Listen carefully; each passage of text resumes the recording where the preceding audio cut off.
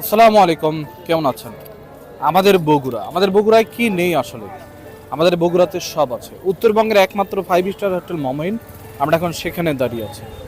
এই মমইনের রাতের ভিউ আপনাদের দেখাবো, তার আগে একটু বলে নিই বগুড়া নিয়ে অনেক কিছু নেই এর অভিযোগ। আমি একটু বলি বগুড়াতে কি আছে।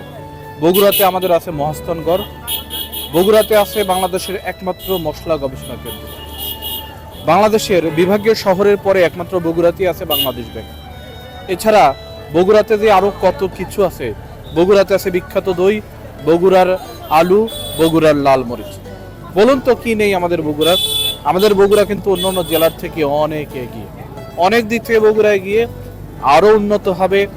আরেকবার মনে করে দেই, উত্তরবঙ্গের একমাত্র 5 স্টার হোটেল কিন্তু বগুড়াই, এবং সেই 5 স্টার হোটেল কিন্তু জমজমাট।